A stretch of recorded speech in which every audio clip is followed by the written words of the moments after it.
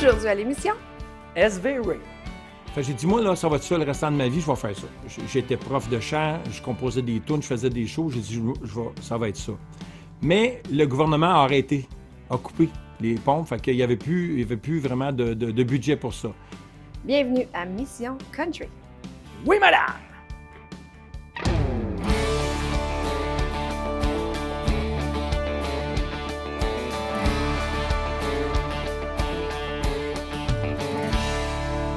Aujourd'hui, on avait envie de vous faire découvrir un artiste talentueux qui a travaillé vraiment très fort puis qui a quand même cumulé beaucoup de succès. SV Ray.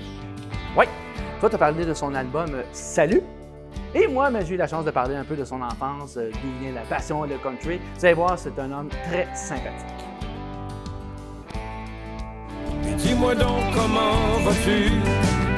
Salut Sherbrooke, salut Trois-Rivières, salut Saint-Georges, puis les gens de Jonquière, salut la Mauricie, salut l'Outaouais, l'Abitibi. Salut SV Ray. Oui, salut. Écoute, facile, première question. Pourquoi SV Ray? Question facile. Question facile. Bien, avec moi, il n'y a jamais de question de réponse courte, il faut que je fasse bien attention. Alors, SV, parce qu'au début, en 2017, quand j'ai décidé de revenir dans le country, il y a des gens qui m'ont, moi je pourrais dire, donc convaincu de faire un essai à Toronto. La même chose que Musique Action, mais du côté de Toronto, ça s'appelle Factor.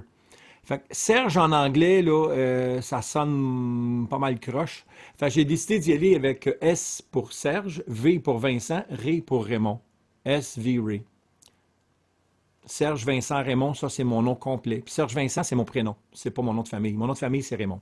Comment est entré le country dans ta vie? Dans le ventre de ma mère. Ah ouais? À ce point-là. C'est à ce point-là.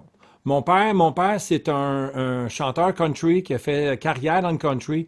52, 53 ans de country en arrière de la cravate, là. Partout dans les bars. Mon père, c'était un fidèle. Il était 28 ans dans le même bar. 28 ans. Moi, j'aurais jamais fait ça. J'ai fait 15, puis à 15, là, d'un commun accord avec le propriétaire du restaurant où j'étais, là, on a dit, OK, on a fait le tour.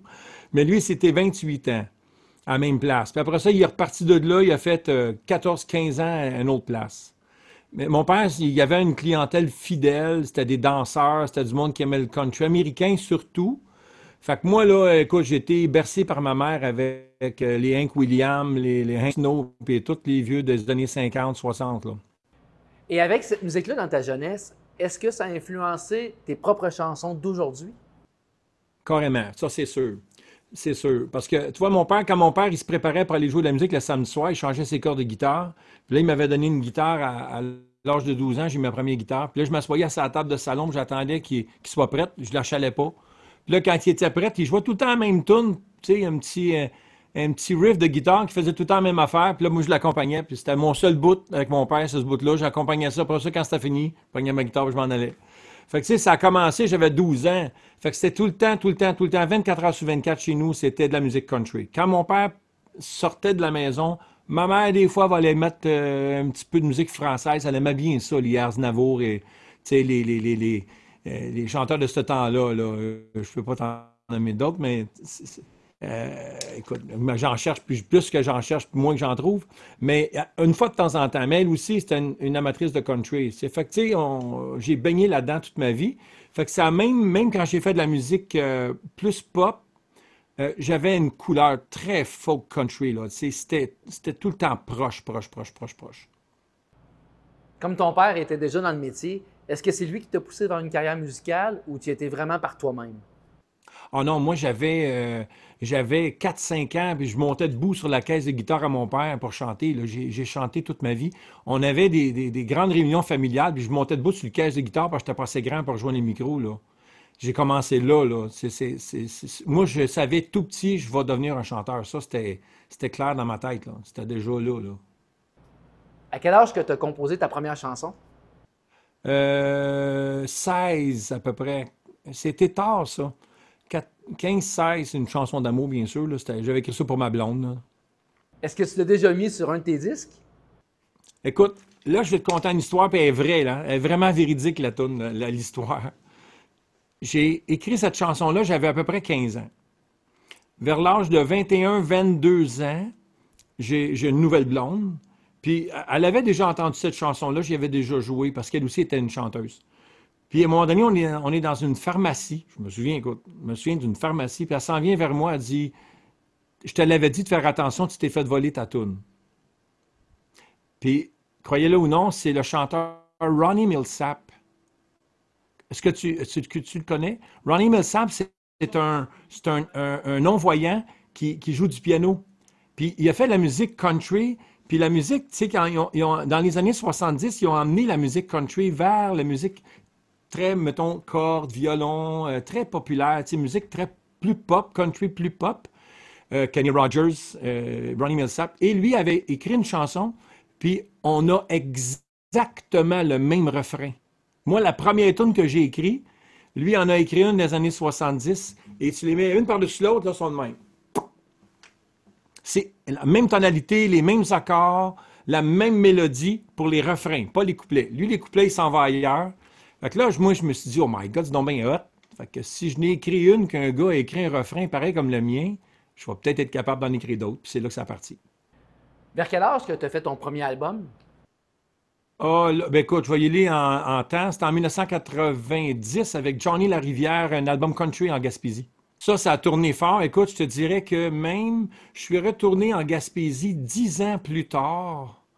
Puis, tu sais, quand on arrive vers le bas du fleuve, puis on rentre vers la Gaspésie, avant, tu sais, je te dirais, mettons, c'était dans les années 2000 à peu près, 190-2000, ouais, début 2000. Là, j'ai syntonisé des postes locales. J'aimais bien ça, écouter les postes de chaque petite région. Puis, bang, en arrivant aux portes de la Gaspésie, j'ai entendu Les Bleus de la Grande Bleue, qui était une chanson qu'on avait enregistrée sur cette cassette-là, puis je l'ai entendue 10 ans plus tard.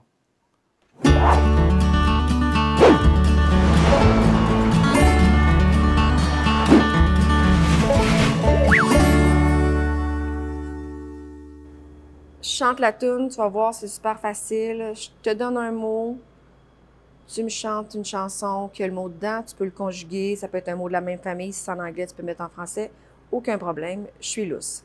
Alors, c'est parti, premier mot. Fleur. Ça peut être une fleur? Si c'est un nom de fleur, c'est correct. Blue roses, looking for the moon in someone's eyes. Blue roses, willing to believe someone's lie. Whoa, blue roses, growing bluer every day.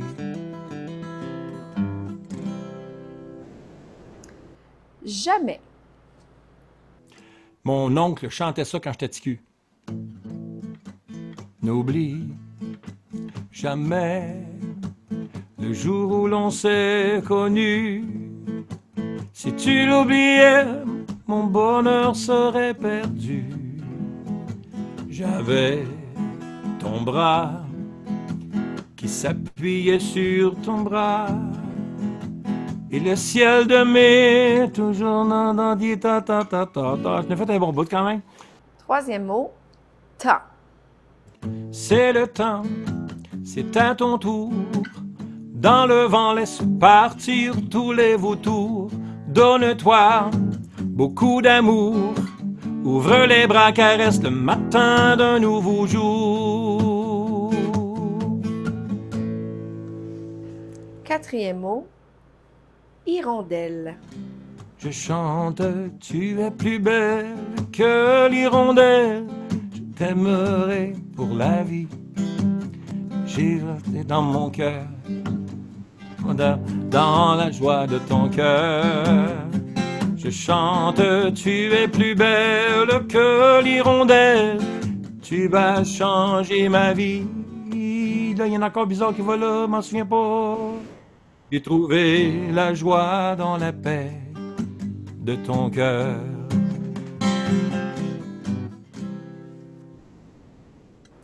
Oublier.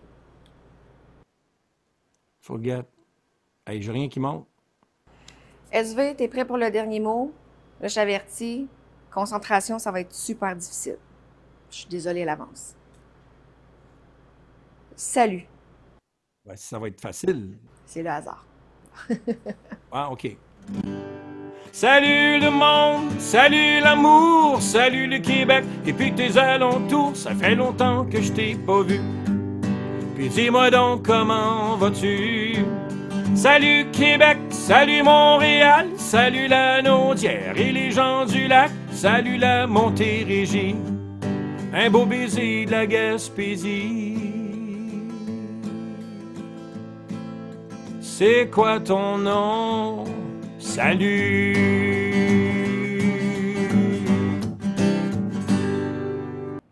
En faisant mes recherches, je suis tombé sur une belle histoire que j'aimerais que tu nous contes. Parce que lors d'un spectacle devant 400 personnes, tu as fait monter une de tes fans sur scène, puis tu as fait vivre un moment très spécial. Parce qu'il y avait comme tout un setup en arrière de ça. Est-ce que tu veux nous le conter, s'il te plaît? Oh my God, où c'est que t'as pogné ça? Ah, j'ai fait mes devoirs. Ah, écoute, je suis tannant. Sur scène, là, tu sais, je suis un bon vivant, mais j'aime ça mettre le monde avec moi, tu sais. Puis, écoute, je me souviens pas trop. Écoute, je me souviens, je vais te le conter, là. C'était au cabaret-théâtre du Vieux-Saint-Jean, à Saint-Jean-sur-Richelieu. Il y a 400 personnes, c'est bien plein. Puis là, je décide de faire monter du monde sur scène, venir chanter un petit peu avec moi, tu sais. Puis là, à un moment donné, dans le show, je dis au monde, vous pensez que c'est facile? C'est pas si facile que ça, le métier qu'on fait, nous autres, tu sais, d'être sur scène. Moi, on se fait applaudir, ouais, mais tu sais, c'est une vague d'amour qui, des fois, qui n'est pas tout le temps facile à prendre, tu sais. Fait que je décide de faire rentrer 2 personnes sur scène. Fait que là, j'ai fait monter sur scène, puis là, je leur dis, vous allez vivre exactement ce que nous, on vit. Allez-vous-en derrière, montez à l'étage, allez-vous-en dans les loges. Mon musicien, mon guitariste va vous accompagner, puis aller voir notre loge, puis aller... puis là, en haut, il y avait un petit verre de mousseux qui les attendait. La grosse affaire, tu sais. Et là, pendant ce temps-là, moi, je fais descendre la femme. La dame descend sur scène, puis là, moi, pendant qu'ils sont en haut dans la loge, je dis au monde 2 choses. 1, quand la dame va rentrer sur scène, c'est Céline Dion. C'est Céline Dion, criez comme des malades, puis faites vraiment comme si moi, j'avais, par surprise, invité Céline Dion. Et là, la dame rentre. Écoute, le monde sont debout, ça crie là-dedans, c'est complètement malade. Elle a de la misère à avancer, à venir me rejoindre tellement qu'elle est toute poignée. Mais là, son chum, lui, est en haut, puis il ne sait pas ce qui se passe, il entend le brouhaha, puis lui, là, il dit à mon guitariste, « Oh my God, ça va être quelque chose, mais j'embarque sur scène. » Mais moi, j'ai dit au monde, quand le gars va rentrer, je veux entendre les criquets. Je veux entendre voler les mouches.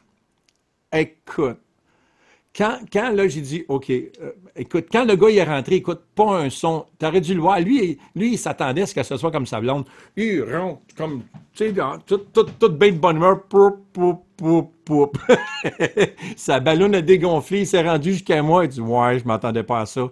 Et là, aussitôt que j'ai dit au monde, quand lui va ouvrir la bouche, faites la même chose. Fait que quand il a dit, ouais, je m'attendais pas à ça, tout le monde s'est levé. Écoute. Fait que c'est ça la petite histoire. Étais-tu une farceur de même toujours?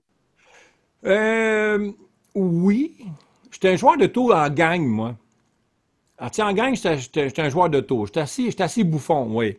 En gang, là, quand même. Puis sur scène, j'aime bien ça. Quand c'est des... Peut-être pas en festival, mais un show de salle, c'est sûr que je vais faire de quoi de spécial.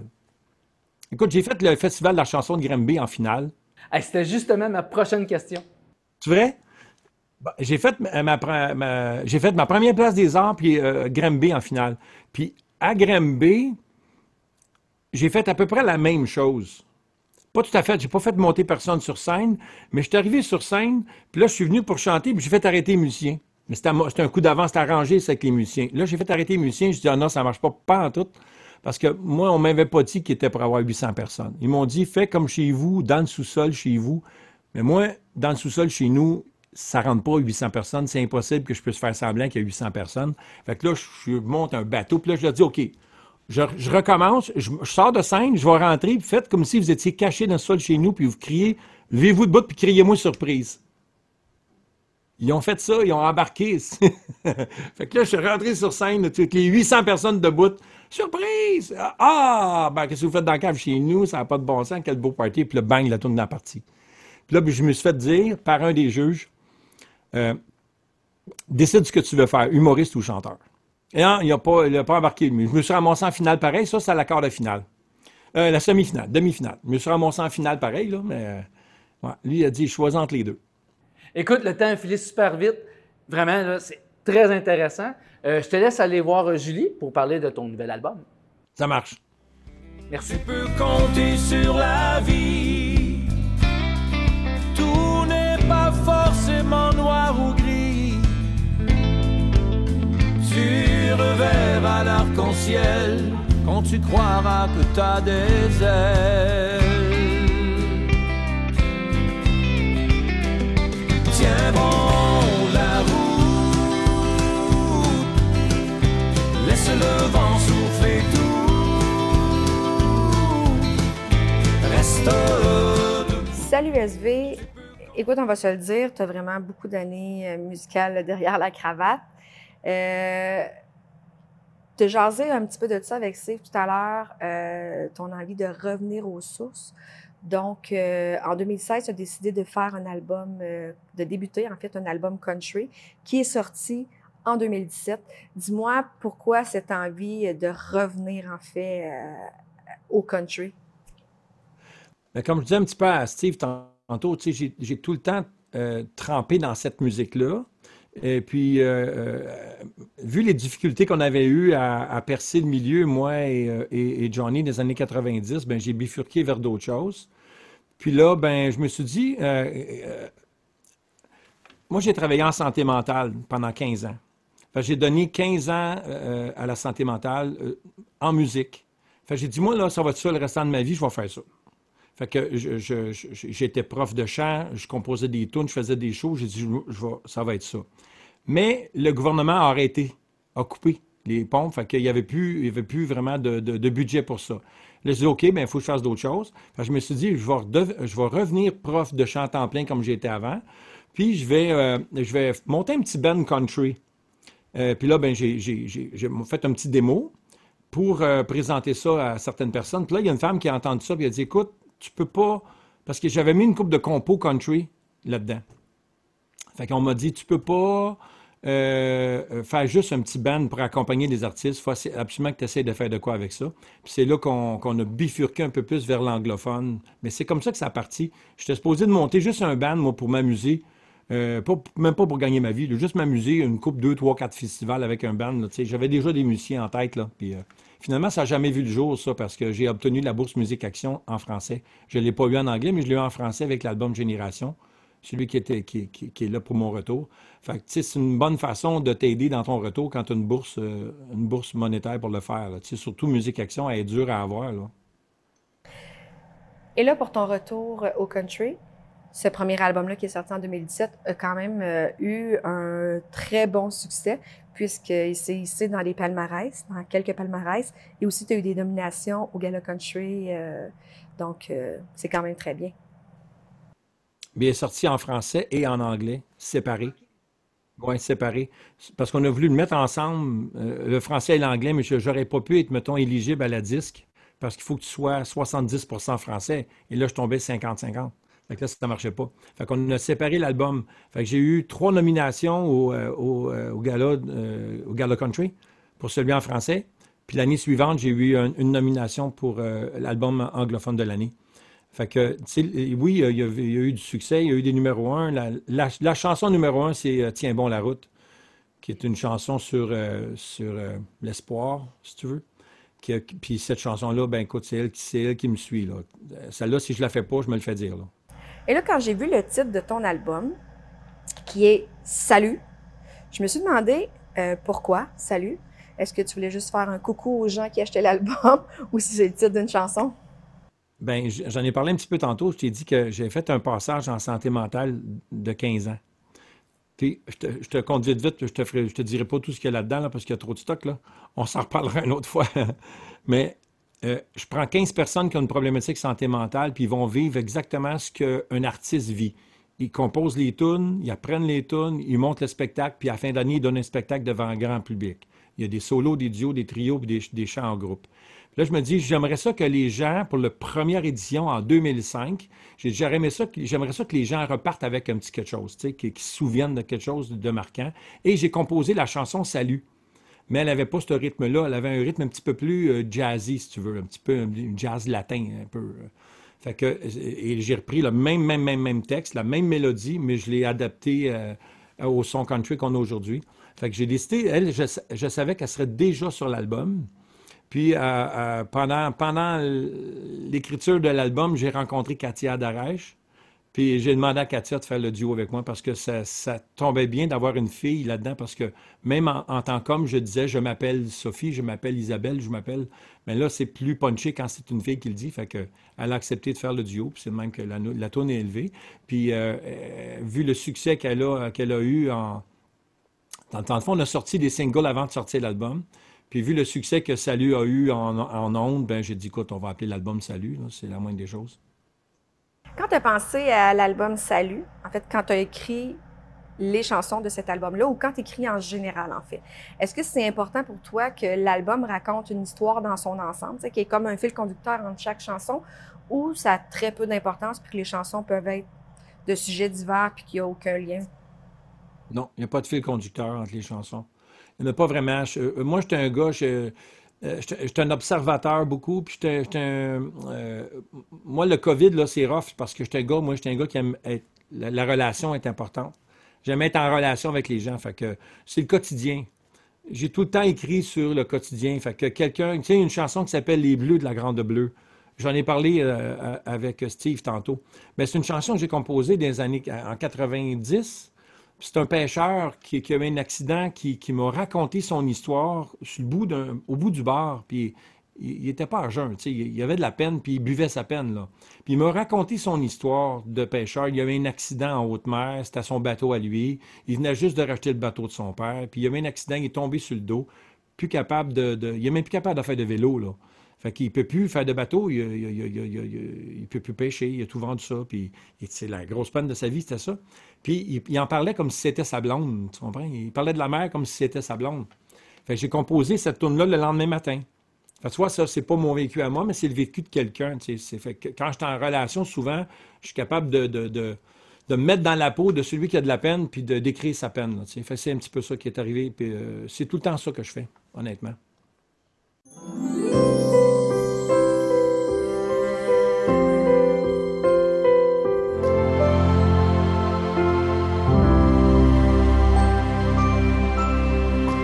Bienvenue à notre tête-à-tête style blind date. Un blind date avec un Steve, c'est la première fois que je fais ça. Écoute, il y a une première fois à tout, hein? Hey, j'ai préparé mes questions là, avec mes sites à potins sur le web. Alors, voici ma première question. De quoi pourrais-tu parler toute la journée? De moi. Ça serait trop facile, là. Écoute, j'ai tellement fait de conneries dans ma vie, puis des coups pendables, puis des affaires drôles. Là. Moi, je prendrais de moi. Là. Écoute. Mais là, c'est sûr que je vais repartir tout seul, mais il n'y a pas personne qui va entendre parler juste de l'autre. C'est impossible, là, mais... Quel fut ton pire rendez-vous galant? Ah, tu sais, ben écoute, c'est dur à expliquer, mais c'est un rendez-vous, là, tu sais, quand tu t'assois, tu commandes un drink déjà en partant, là, puis tu as l'impression d'être assis avec ta sœur. Oh oui, la fille, c'est ta sœur, là, c'est carrément ça, là. Puis après le repas, elle t'invite chez eux, puis tu veux pas y aller, là. Puis effectivement, un coup rendu chez elle, je rentrais chez ma sœur. C'est drôle parce que c'est ma sœur qui me l'avait présenté. Il m'avait parlé de cette dame-là, cette jeune fille-là, cette jeune femme-là. Écoute, là, j'ai dit, écoute, ça marche pas, j'ai un mal intérieur incroyable, là. J'avais vraiment l'impression d'être avec ma sœur. J'ai été la reconduire chez elle, puis j'ai même pas enlevé mon manteau.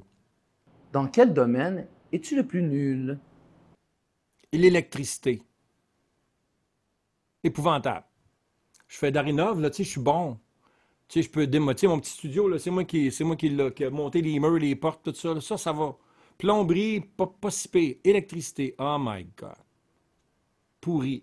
Je rappelle mon beau-frère 14 fois pour la même question.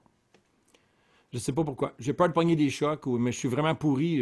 Mais je réussis, mais je suis pourri. Vraiment, je suis pas bon. Quelle est ta plus grande qualité en tant qu'amoureux? J'ai une très, très, très bonne écoute, puis je me souviens. Pas des textes, mais ça, oui. Quel est ton rêve le plus fou? Ah, moi, c'est la grosse maison de campagne. Grosse maison, fermette, des animaux, 2, 3 chiens, 2, 3 chats, un petit cochon, une chèvre, un gros garage, ou ben non, une grange que je transforme en studio. C'est ça. C'est le rêve. Puis il faut que la maison soit blanche, avec une petite clôture en avant, puis bien du terrain. Pas parce que je suis sauvage, là. C'est pas ça, mais, tu sais, faire la musique fort, là, tu sais, là. Tu sais, le genre de grange que tout le premier, là, c'est une grande salle là, familiale que tu peux inviter toute ta famille. Puis au deuxième, c'est mon studio. Ouais, ça, c'est mon rêve le plus fou. Écoute, je te le souhaite, et puis peut-être aurons-nous une deuxième blind date dans ton studio. Oh!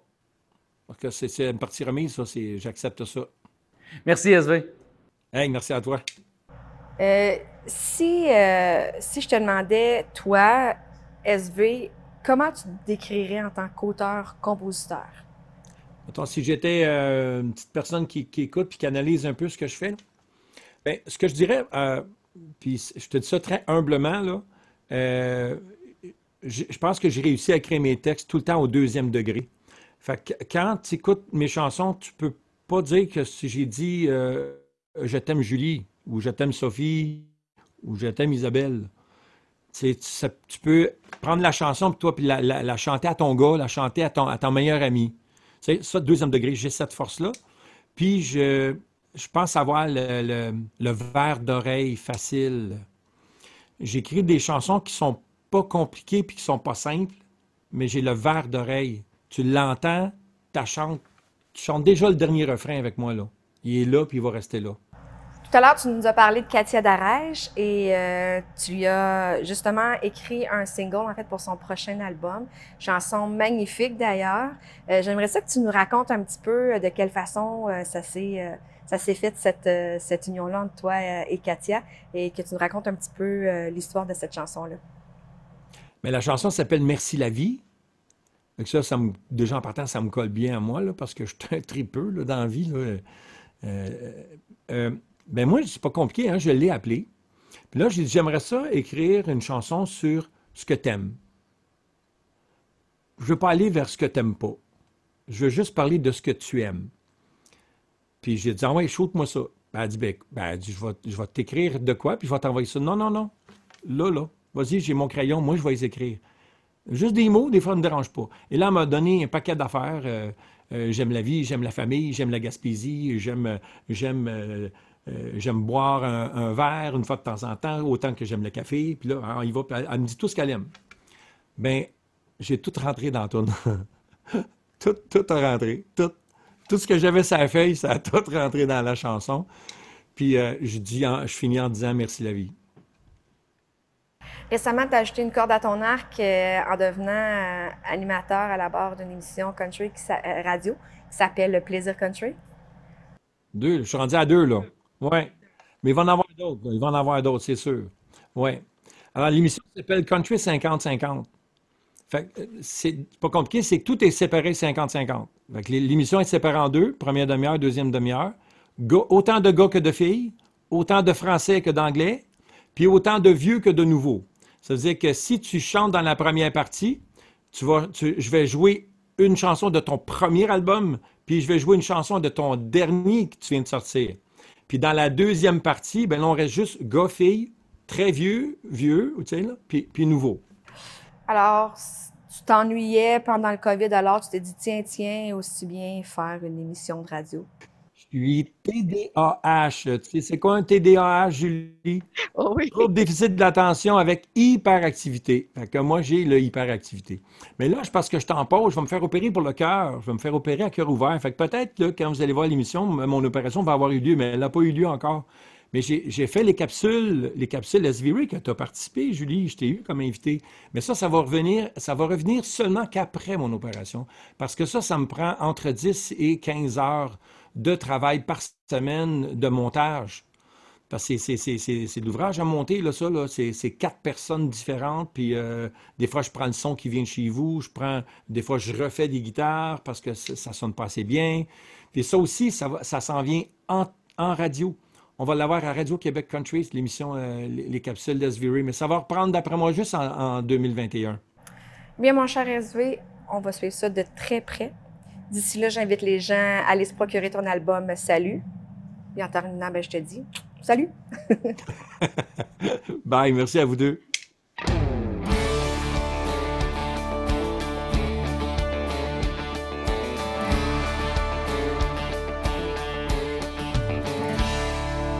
Alors, c'est ce qui m'a fait pour notre émission cette semaine. Merci à notre invité. Vous pouvez aller voir sa page Facebook, les liens YouTube ou tout autre réseaux sociaux. Hein? Oui, ils sont pas mal tous présents là-dessus maintenant. Hein? Ouais. Et un gros merci à l'Établi Brasserie Urbaine qui nous ont prêté l'endroit pour faire notre émission, ainsi qu'à la distillerie 29 octobre. Là, on n'a pas fait de drink à l'écran, mais on a bu en sacré. Steve, franchement. Ah, ouais, on mettra un beat. Hey, n'oubliez pas d'aller voir notre page YouTube et notre page Facebook. Allez liker, ça va nous aider. Bye!